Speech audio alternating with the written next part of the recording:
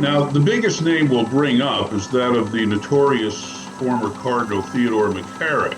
That there's a significant network dimension to cultures of abuse and cover-up in the church, but also outside the church. I actually saw a priest who were involved in this kind of sexual abuse, but nobody actually doing anything about him.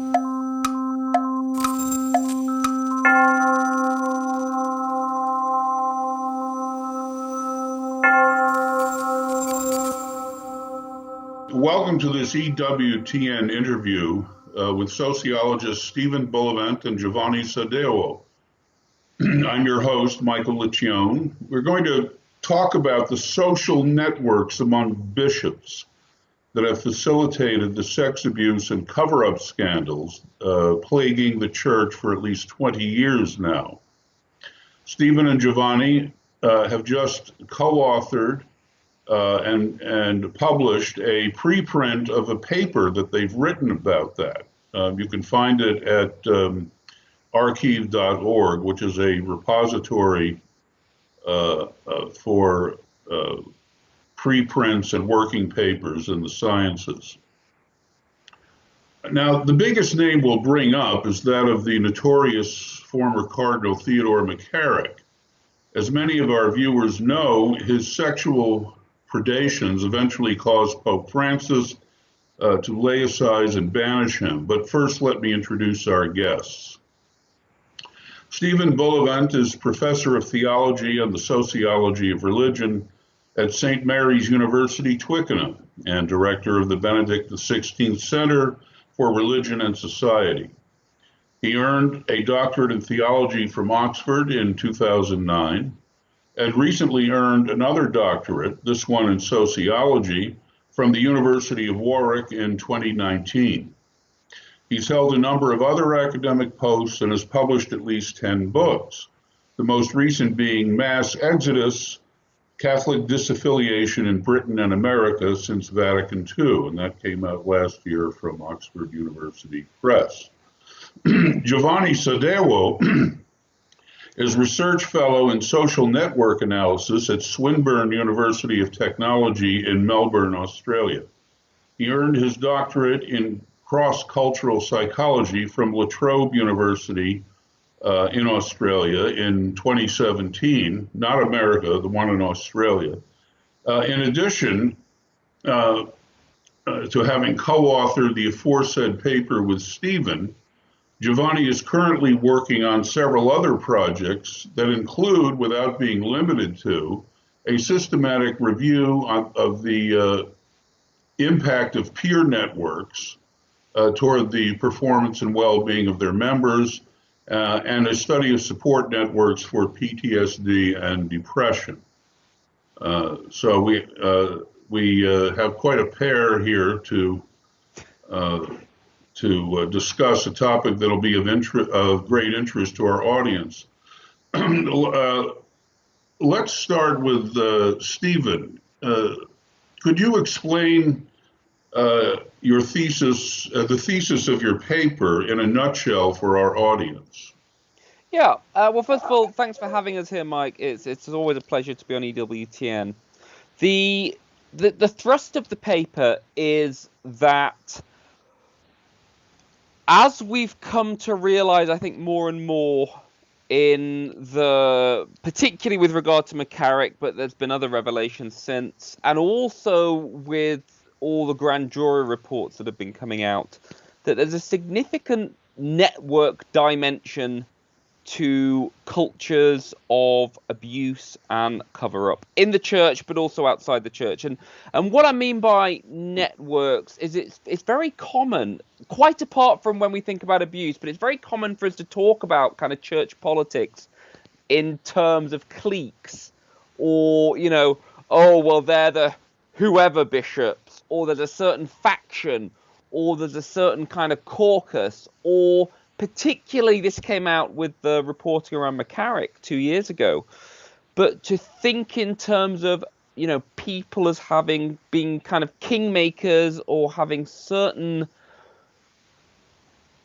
particularly prominent places within these kind of relationships between people. So what we're trying to do in this paper is to, in a more rigorous way, to systematize and visualize that kind of folk way of talking about kind of church politics.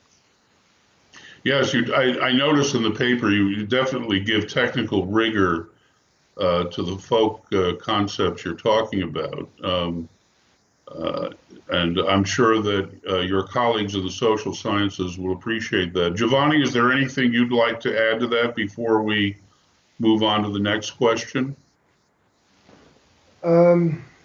I think Stephen has already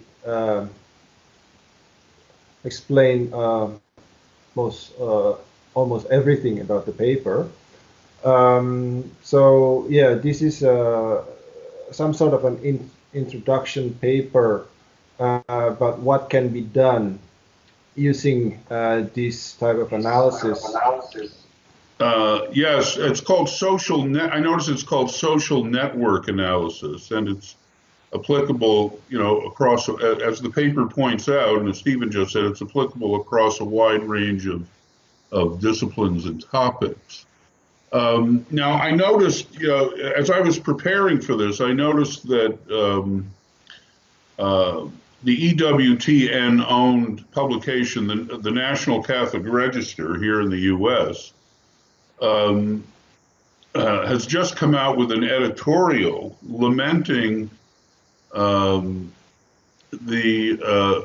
the fact that 2 years after announcing an investigation into why McCarrick got as far as he did, the Vatican has still not released the results. Now, I'm not going to talk more about that at the moment, but I think the possible explanations of that could be illuminated by your thesis. But, as I said, before we get to that, I'd like to ask you, let's start with Giovanni here. What prompted you to research the topic of social networks among bishops? Well, it's in a way it's kind of a personal experience, because when I was in my country, I actually saw a priest who were involved in this kind of sexual abuse, but nobody actually doing anything about him. And then when this McCarrick case came out, and I thought to myself, nobody knew anything about it. Right, quote unquote. Yes. Yeah. And at that time, I already have a training on social network analysis, and I thought, well, no man is an island, so you must be connected, with other bishops in order to be able to gain that kind of position. So I decided at the time, well, let's try to do something about it, because I feel that I need to do something about it, because there seems to be nobody doing about it. And when that idea came out, Cardinal Berg was visiting my parish here in Melbourne. So we had a little discussion about for our it, audience sake, you mean Cardinal Raymond Berg, yes, the American who was a Vatican official for a while, right? Yes, that is correct. So he suggested me to contact another person, in which through that person I met with Stephen. So yeah, that's how it all started. Which is a very good example of networks in play. Exactly. I mean, this is, who knows who. So, Stephen, you actually conceived this project as a result of prompting from Giovanni? No, we were Or both working on this independently. So, okay. similar to you. I mean, a lot of my work is in sociology of religion, and a lot of my recent work has been looking at kind of decline and disaffiliation, and one of the methodologies I've been using for thinking about this is to think about kind of the relationships between people within congregations, because one of the things that we know is that congregations tend to be stronger if, people know each other within the congregations. It's not just like, you go and you don't know anyone, or you go and you only know one or two people. It's like when you get quite intense friendship groups within. And this is, mega churches use these in kind of small groups, and there's all sorts of ways. So Yes.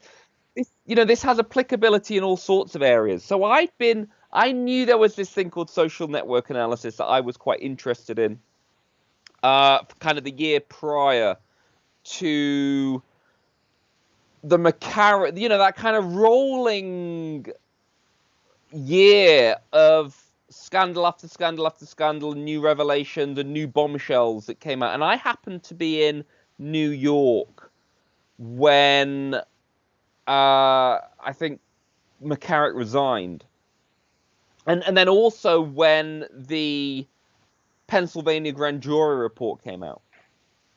And it struck me, reading through, not just the headlines, but then the kind of all the kind of the blog commentary around the topic, that this was a topic crying out for these tools to be applied to it, to see what happens, to kind of see if this is a helpful way that we can start grappling with the kind of, issues we need to grapple with. So I'd started doing things along these lines. A mutual friend who I got chatting to put me in touch with Giovanni, who he knew was doing this kind of stuff. And then, kind of it's that great minds think alike type thing. We both realized we were coming at the same problem slightly differently, but certainly with the same kind of approach. Now, could you explain? Well, it's often, before I ask the question, it's often been observed in the popular media that part of the problem in the sex abuse and cover-up scandal has been kind of an old boys network among clergy in general and bishops in particular.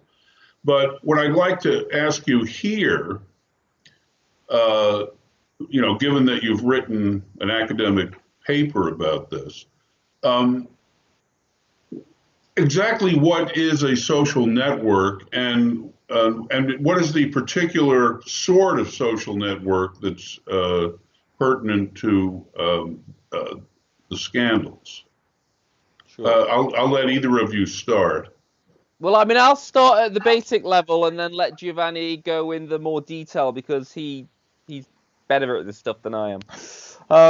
But I mean, the very basic understanding of a social network is something that is perfectly rooted. Basically, if you think of like yourself and your friends and I mean, you see this on Facebook, say, you'll have your own friends, and then you'll see that you either have mutual friends, and there's, they use this as a metric to try and like get you to click on new people. It's like, we have 94 friends in common. And then kind of friends of friends. So this kind of way of and you can take that data, if you've got too much time on your hands, and kind of plot out a kind of a spider's web of kind of who's connected to who's friends with who's friends with who. Mm-hmm, mm-hmm. And this applies in all kinds of areas of life. I mean, I'll give two examples which might help people kind of get what we're getting at. One is the way that Google, at least originally, ranked pages, rather than just kind of say, well, you're going to search for dogs, let's find a page that uses the word dogs the most, which was kind of the very basic way that search engines might work. Google said, no, hang on. What if we ranked pages based on the connections between pages?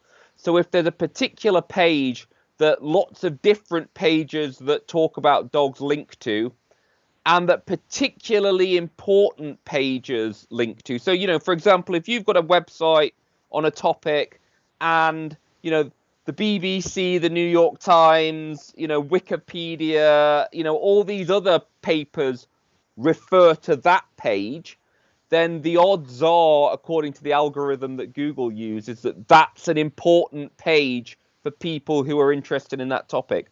So that they've basically mapped out the networks between web pages to look at which are the most important and useful ones within that. And another, which is very pertinent at the moment, is that the way that so much of the modeling is being done with regard to COVID-19 is basically working on how contagion spread, from person to person, and a large part of the kind of the underlying, algorithms that they do that with is social network analysis. It's mapping out in a kind of a schematic way, a bit like an underground, a metro line map. Is what are the kind of the connections between people? Now, Giovanni, could you go into more detail about how that might be applicable to bishops? Yes. So, well, basically, in social network analysis, we are looking at how people select other people. How people make connection to other people, and how those connections influence those people as well. So, for example, if Bishop A is, and you got two bishops here, Bishop A and Bishop B. Each bishop has their own characteristic, so probably they have a similar theological point of view. And with social network analysis, we can predict if they both have similar theological point of view, will they become friends, or will they form some sort of alliance or not?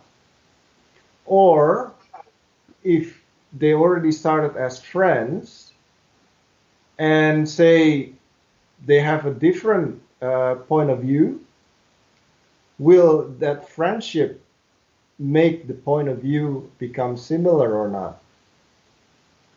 So sounds kind of like Facebook. Yeah. So in the grand scheme of things, I think how it can be applied to bishop is we can have a look if there is a tendency for a bishop or bishops with a certain characteristic being promoted because they for more connection, for example, and then because of that they are being promoted to a higher position, or if there is a change in the bishop characteristics because of he was being put in the middle of a group of bishops with a certain point of view. Okay, now I'm going to read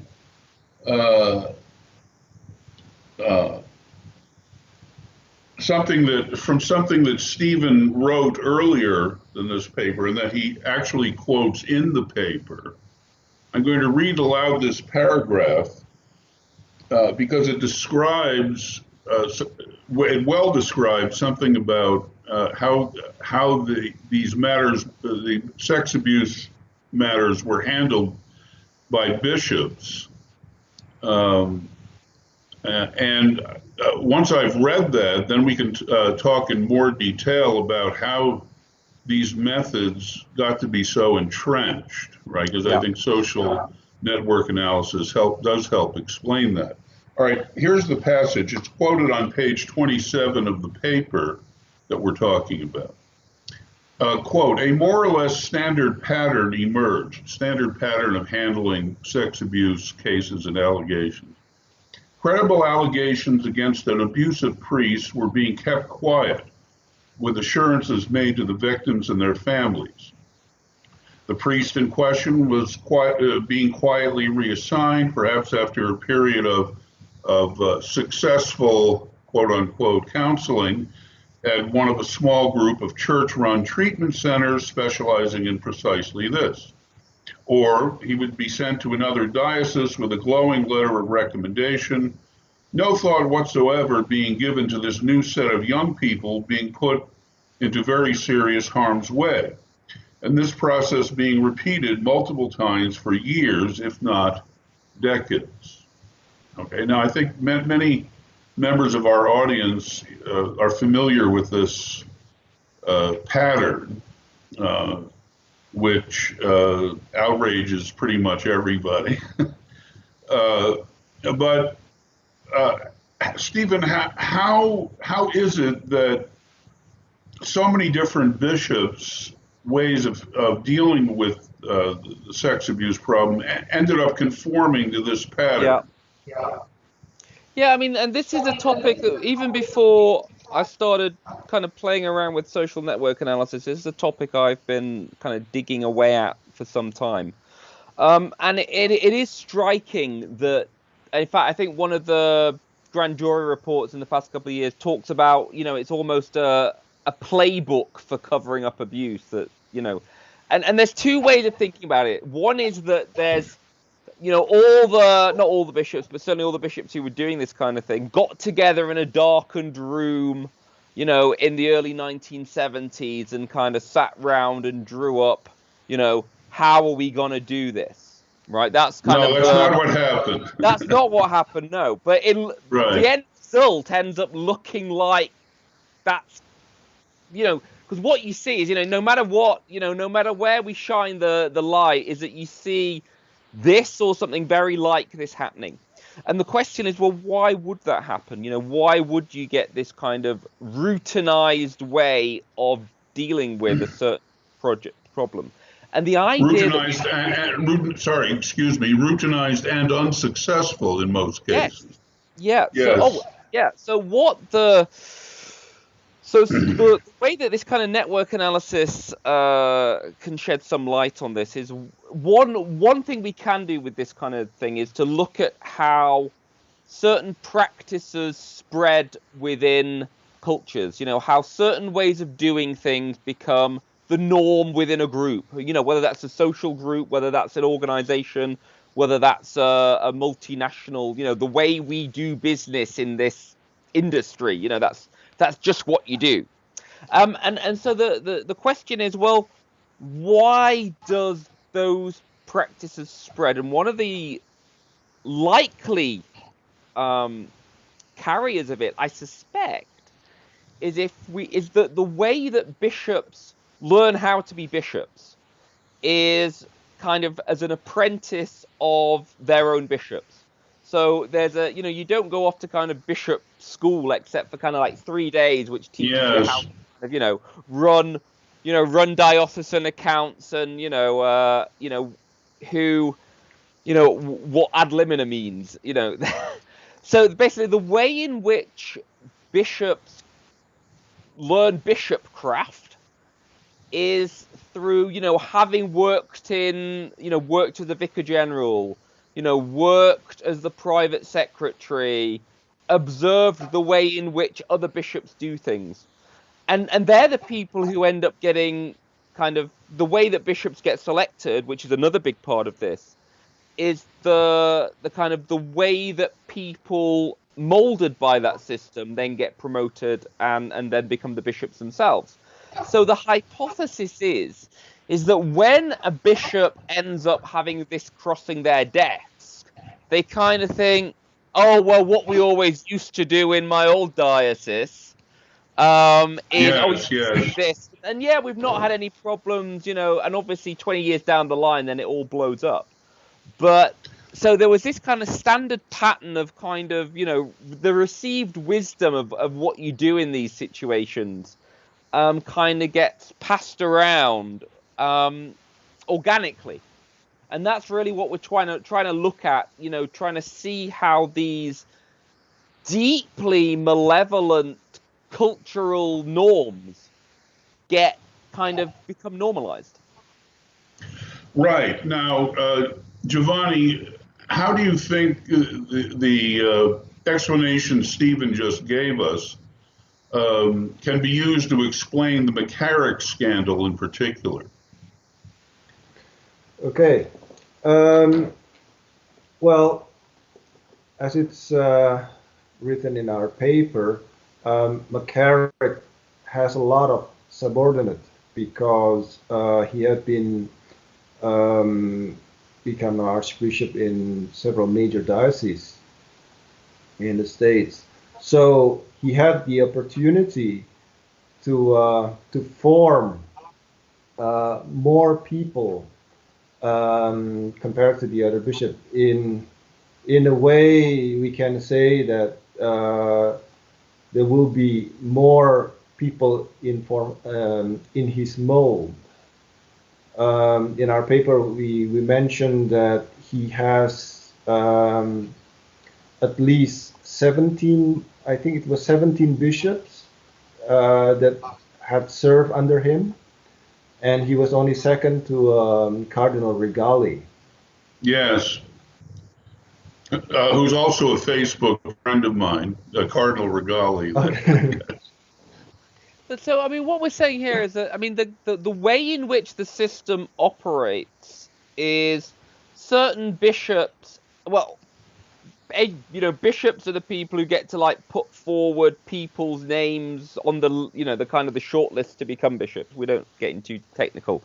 But also certain bishops, for various reasons, either because they happen to be the Metropolitan Archbishop, or because they sit on certain committees, or because they're known to have the nuncio's ear, or whatever. We know that certain bishops have more or less sway in getting their protégés made bishops.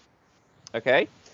That's not to say that every person who's ever worked for X person who has themselves become a bishop is therefore a kind of a clone and tainted necessarily by this association. But if we are serious about trying to understand how this rot sets in, and it's not just one bad apple, it's not just kind of, one bad person, existing in a little oasis of his own, not contaminating anyone else or being contaminated, then we actually have to understand, if you like, the underwiring or the kind of the internal architecture of the whole. And that's really what we're trying to do in this paper, that this is the first step in starting to see the way in which episcopal networks and cultures are kind of wired together. Yes, and it's going to be a very valuable contribution to the sociology of religion, for people to get more familiar with how that works. For those of you who don't read academic papers, you can always refer to a blog post written at the site called The American Conservative by Rod Dreher, a prominent religious journalist and opinionator who left the Catholic Church about 10 years ago precisely over the sex abuse and cover-up scandal.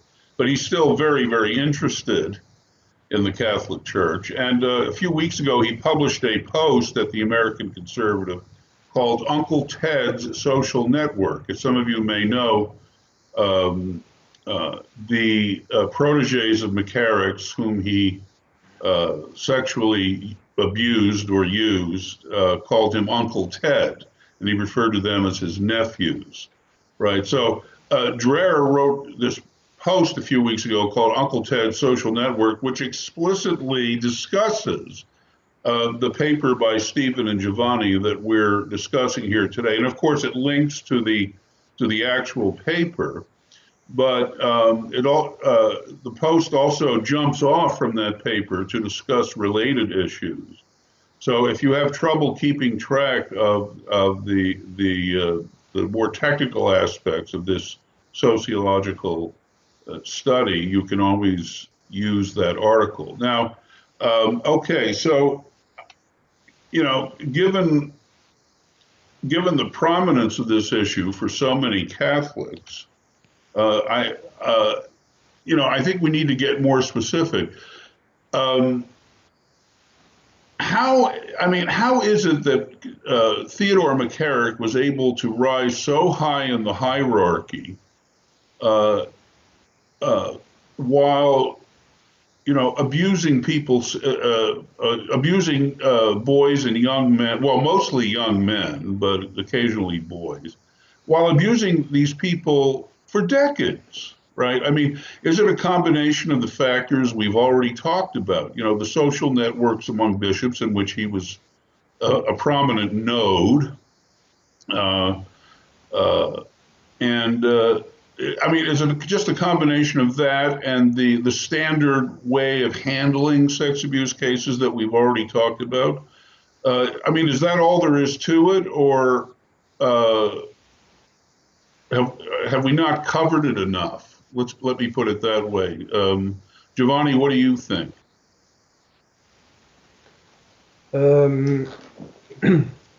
I think network definitely play a vital role in this one. But in order to be able to explain why McCarrick can rise to such prominence, well, there are still a lot of things that needs to be investigated. We need to look at historical data, for example, on, well, when he was a priest, whom he was connected to. And we also need to look at beyond the visible network. The one that our paper discuss about is just the visible network, or we can say the formal network, but we haven't seen who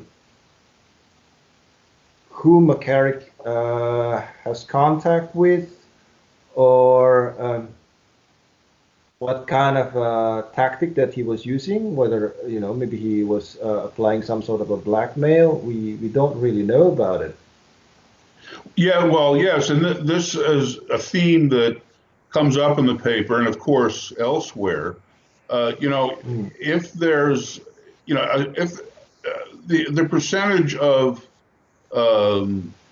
men of homosexual orientation in the Catholic clergy, is well known to be substantially higher than that in the general population. So it stands to reason that among priests and bishops who are sexually active as homosexuals, some of them are going to have dirt on some of the others, and this ends up compromising the others so that they don't come out and speak up against things that perhaps they might ordinarily speak up against. This is called, so the point is, one of the negative things that grows out of these social networks is that some men are compromised by virtue of being part of it.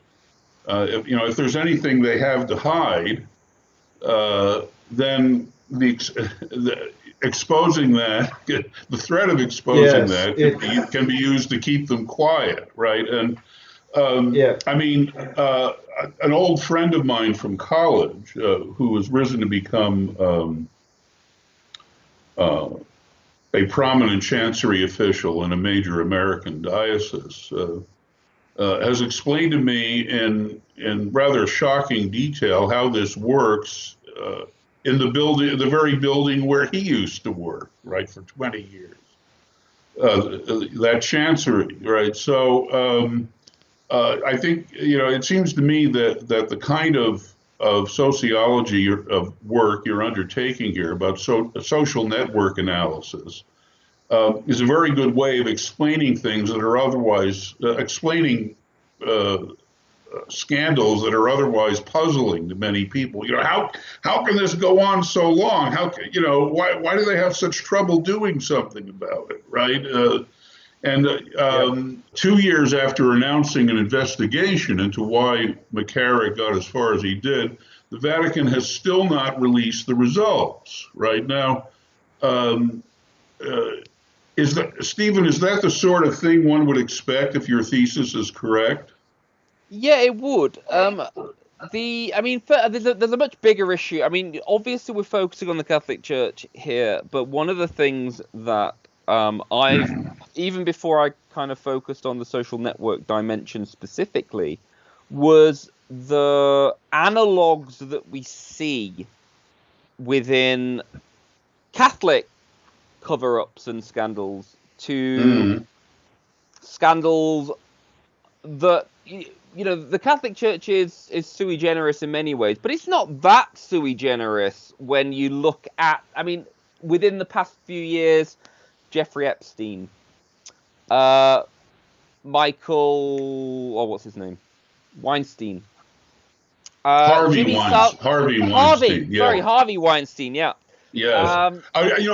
Jeffrey Epstein is actually a good parallel because his shtick was had implicated a lot of high American officials, or is said to have anyway. Yes. Yeah, or Jimmy Savile, who was a very famous children's entertainer in Britain, and then it kind of, after he died, it came out that he was probably the worst sexual abuser in British history, at least that we know of. And again, right. You get we can multiply these examples, horrifyingly for a horrifyingly long time. But what you see is that you get prestigious, kind of high status individuals who are seen to have power and influence, and often genuinely do, and have friends in high places and this kind of stuff. Yes. They seem to get away with a great deal, but also that if you start digging, you realize that, well, there's other people here who are implicated or look like they could be, and these people and the people who are then connected to them, yes, could well have a vested interest in that kind of if one falls we all do mentality. Yes. In not wanting to rock the boat. And now, if Cardinal, yes. Yeah. Sorry, go ahead. So you can understand how in these kind of mutually kind of compromised networks of any kind, that there's this sense that if one person falls, then either I might fall or someone who I owe loyalty to might fall. Yes. Now, what tends to happen is that hopefully, eventually, the whole house of cards falls, right? It's a domino effect. It is, and that would be ideal. Yes, I mean I remember a few years ago when Archbishop Vigano, who until that time had been a prominent Vatican official, and before then Apostolic Nuncio to the United States, right? Vigano accused Pope Francis of ignoring McCarrick's history, which to some extent was public knowledge. I mean, the 3 dioceses in New Jersey that he had been either ordinary or auxiliary in had ended up paying out settlements. This is paying out settlements of sex abuse civil lawsuits on McCarrick's behalf, right? So to some extent, this was public knowledge. So Vigano asked the question, why, given what quote unquote everybody knew about McCarrick, did Pope Francis rehabilitate him after Pope Benedict did some things to rein him in, right? Now, what I want to ask here, maybe Giovanni could start. Do you think that what explains Pope Francis ignoring McCarrick's derelictions, or I shouldn't say that, that's the wrong word, predations, right? Do you think that what explains Pope Francis having ignored that and used McCarrick for important Vatican work, for instance, negotiating the agreement with China? Do you think what explains Pope Francis having done that is the same thing that explains why the investigative report has been, the release of the report has been delayed so long? And do you think that's the same thing that explains why McCarrick had risen so high in the first place?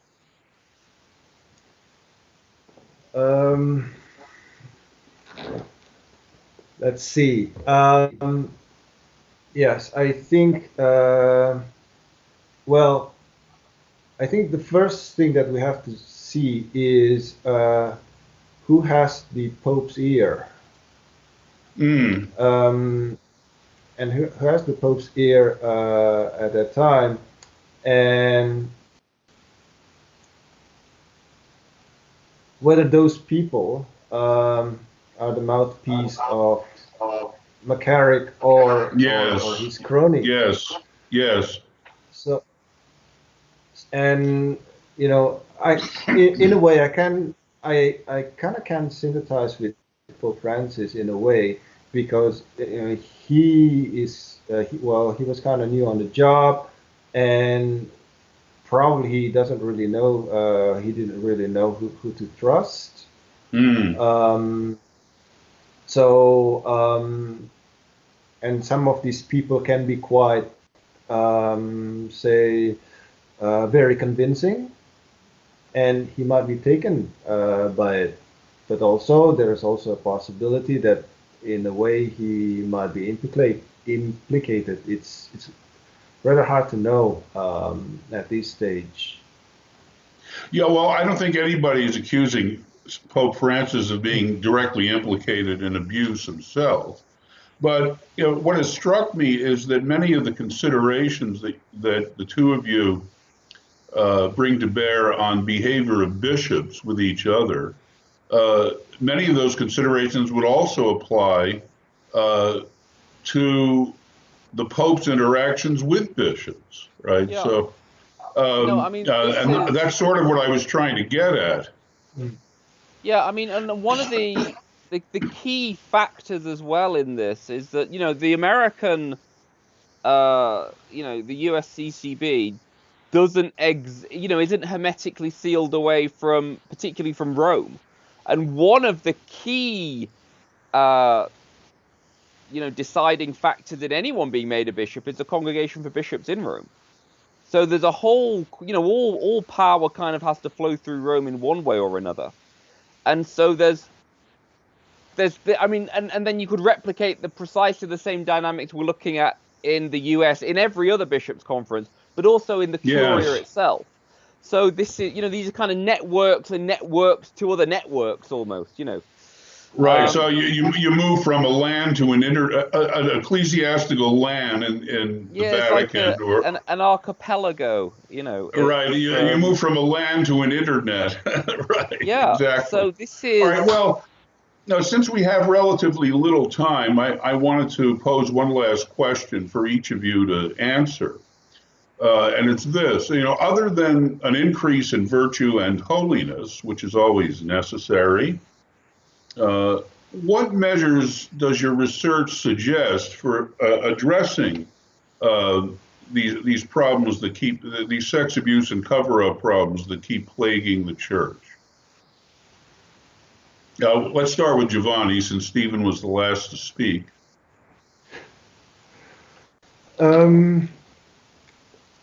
Well, I think the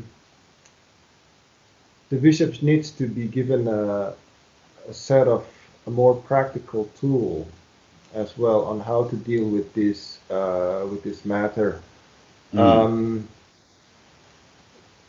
If I'm not mistaken, in the article that's written by Rob Brerer, he was mentioning about how there was a very bad culture in certain dioceses, and in order to fix it,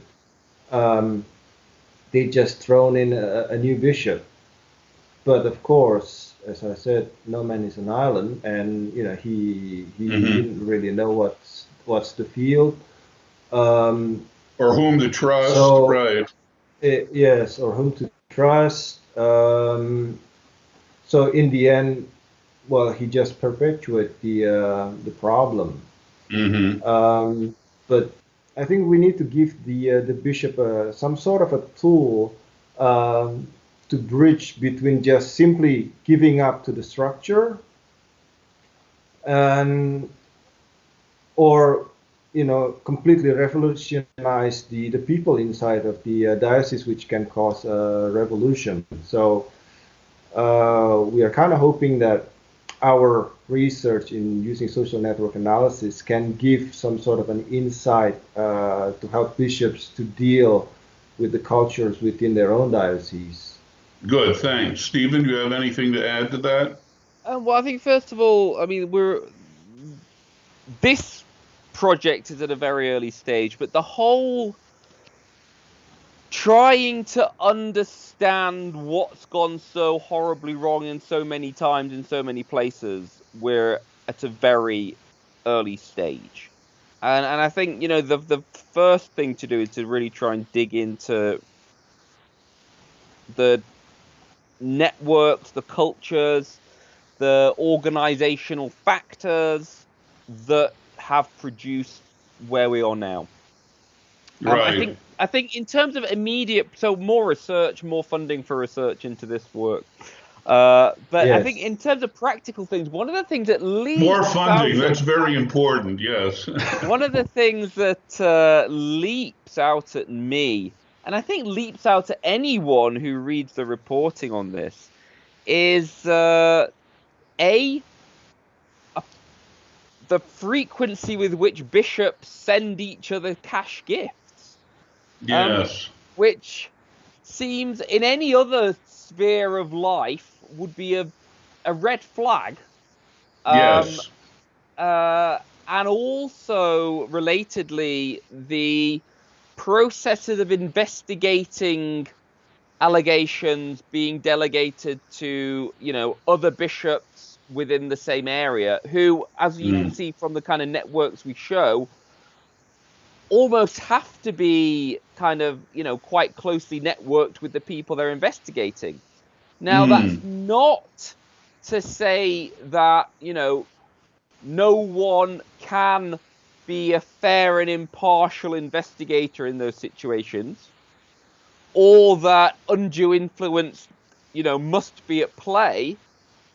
But there's a reason why, if you have if you, at least in this country, if you set up a competition, a prize draw, then people who are, family of the people running the draw aren't allowed to enter the draw. For obvious reasons, yes. For obvious reasons. And it's that kind of, the,